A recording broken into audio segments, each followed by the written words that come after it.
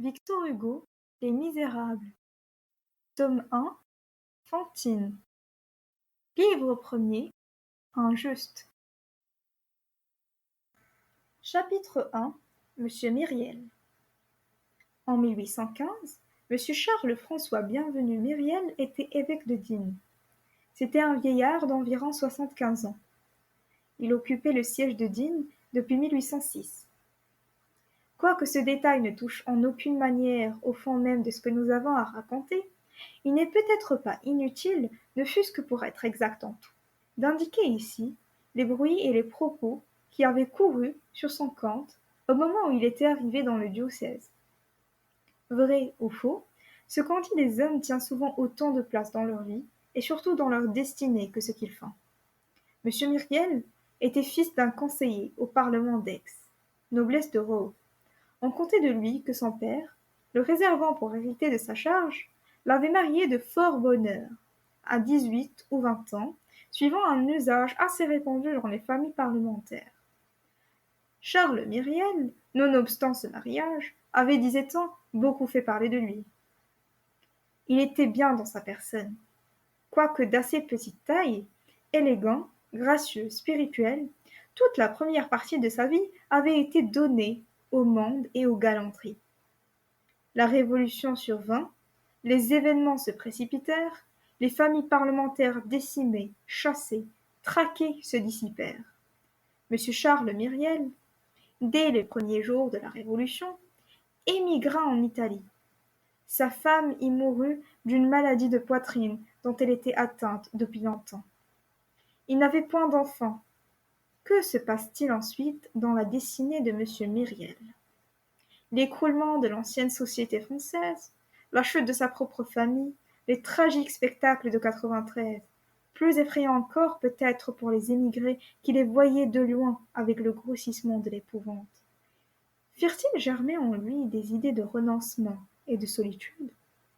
Fut-il au milieu d'une de ces distractions et de ces affections qui occupaient sa vie, subitement atteint d'un de ces coups mystérieux et terribles qui viennent quelquefois renverser, en le frappant au cœur, l'homme que les catastrophes publiques n'ébranlèrent pas en le frappant dans son existence et dans sa fortune? Nul n'aurait pu le dire. Tout ce qu'on savait, c'est que, lorsqu'il revint d'Italie, il était prêtre. En 1804, Monsieur Myriel était curé de B, Brignoles. Il était déjà vieux et vivait dans une retraite profonde. Vers l'époque du couronnement, une petite affaire de sa cure, on ne sait plus trop quoi, l'amena à Paris. Entre autres personnes puissantes, il alla solliciter pour ses paroissiens, monsieur le cardinal Fesch. Un jour que l'empereur était venu faire visite à son oncle, le digne curé, qui attendait dans l'antichambre, se trouva sur le passage de sa majesté. Napoléon, se voyant regardé avec une certaine curiosité par ce vieillard, se retourna et dit brusquement: quel est ce bonhomme qui me regarde? Sire, dit monsieur Myriel, vous regardez un bonhomme, et moi je regarde un grand homme. Chacun de nous peut profiter.